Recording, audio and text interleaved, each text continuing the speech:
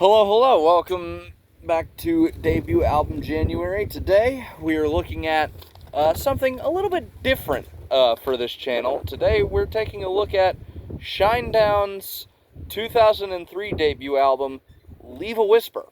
Now, I'm not going to get into a whole history of the band, but Shinedown is a band. It's the only band that I've looked at so far that is still currently active. And, well, maybe TSO, but Shinedown is the only band that I've looked at so far that are still currently active. One of the members is actually getting ready to release a solo album, which comes out in February, which I'll probably look at some point this year. And I might review their most recent album as of this video later on this year as well. I might talk about it, but needless to say, I like Shinedown quite a bit. And today we're taking a look at their debut album, Leave a Whisper, from 2003, 22 years ago. Can you believe it?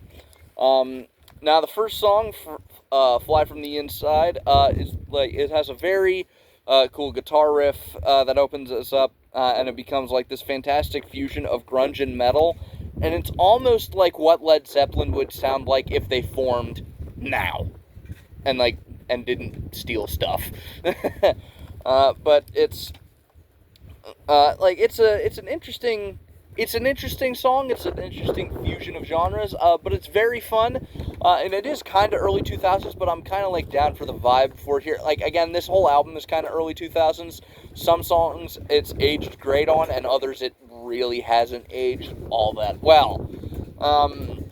But the second song, Left Out, it's a painfully early 2000s intro. Like, aside from that, it's excellent, and it also points to where Shinedown would go in the future, especially in the lyrics department. Shinedown kind of excel at, kind of having like a 50-50, happiness and sadness in terms of their song. It's kind of like, again, Brent Smith, the lead singer, has kind of said that's like kind of the whole philosophy of the band. They thrive in the sort of contradicting tones of their albums and the songs on their albums. And I frankly agree with him, in all honesty. Lost in the Crowd, it has a great acoustic guitar intro, which was actually written by Rick Beato. If you know who that is, I'm sure if you're watching this, you probably do. But it's it's once again very emblematic of future albums. This song also contains the first guitar solo of the album, and it's great. It's a little bit too short, and it's a great song so far. All killer, no filler. Once we get to No More Love, it's all right. But it hasn't aged as well as some other songs on the album, and it has like an acoustic bit in the middle, so I was like, while listening to it, I was just like, this is almost a little bit progressive rock, but I was like, not really. But, it's, it's good, it's not bad, it's not, I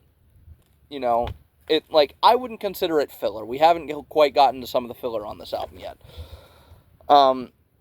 Better version, the first 5 seconds of this are just shit. I don't know what pedal they used on the guitar tone for the first 5 seconds, but it was bad. But after that, it musically has after that it kind of kicks in as something better, and it actually kind of has the same musical tone as something you would hear on a Sonic the Hedgehog game. If you change the lyrics around a little bit, it would fit perfectly. It's the lyrics are great.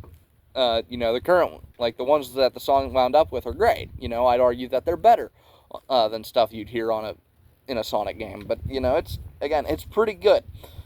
Not quite filler yet. Burning Bright, kind of sounds like a song that would play at the end credits of a somewhat boring movie of the early 2000s, so it's sort of like the first one.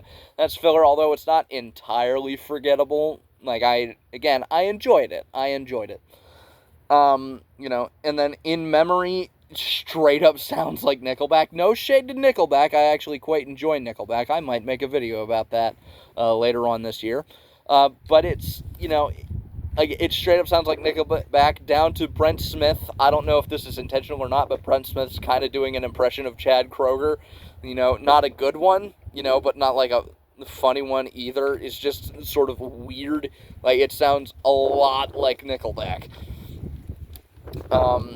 Song number 8, All I Ever Wanted, it's very emblematic of their future, and it's the second guitar solo that I noticed on the album, which I guess could be a good or bad thing, depending on the vibe you want. Like, if there's a guitar solo and I don't remember it, and it's like a prominent part of the song, you haven't done your job very well.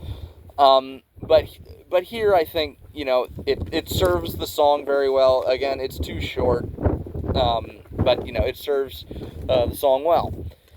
Song number 9, like, we're kind of deep into filler territory here now. Stranger Inside, it sounds like the rest of the album, like, it's just a little bit more boring, like, not quite end credits, but and again, not entirely forgettable, but it's just kind of here. And then Lacerated, is a straight up headbanger with some very Genesis, like, drums, like, very, Phil Collins, Chester Thompson type drums. Like, it's very cool. Song 11, Crying Out, is another, end credit song. It's the worst out on the album. It's so again, like, the last couple of songs have just kind of been filler. I struggled, figuring unique things to write about them while I was making this. But then we come to 45, which is the final song on the album. It is the best song on the album, and it is it's the darkest song on the album, and it is a perfect example of Shinedown's lyrical style, their instrumentation, and their songwriting. It is fan-fucking-tastic. If you listen to any song from this album, listen to that.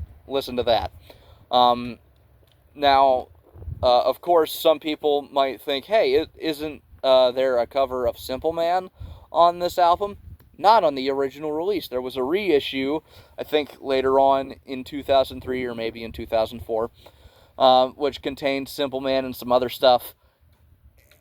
I don't really like their Simple Man cover. I think Brent Smith just kind of tries too hard on it. I vastly prefer the Leonard Skinner original, but again, it's not a bad version of the song. Like, it's just not quite my cup of tea. And speaking of not quite being my cup of tea, this album isn't quite my cup of tea all the time. Shinedown isn't quite my cup of tea all the time. But when I am in the mood for Shinedown, typically I don't listen to this. I either listen to Sound of Madness or Amaryllis. But this is not a bad listen. I do recommend it. It's not necessarily all killer, no filler. It's sort of like 50% killer, 50% filler, maybe a little more or a little less in either's favor, depending on who you ask.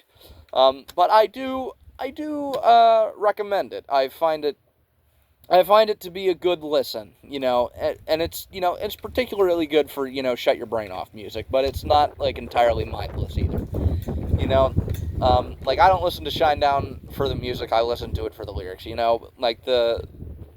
Shinedown's music backs up their lyrics, if that makes any kind of sense, as opposed to their lyrics backing up their music, or, holding equal importance, but, that's, that's where I'm going to leave it for today. If you've enjoyed this video, please feel free to leave a like on it. If you have something to add, please feel free to do so in the comments down below. If you want to continue along my musical journeys with me, please feel free to subscribe. If you want to hear me talk about something other than music, I have a podcast with two of my buddies. It's called Dorkies. I will leave a link to the most recent episode of that in the description below. And if you want to hear what I happen to be listening to that day, or a 15-second segment at least, you can follow me on Instagram at Sean_Heaster1979. I post a 15-second segment of a song on my story there every single day. And with that, I would like to thank you all very much for watching, and I will see you all in the next one. Bye-bye.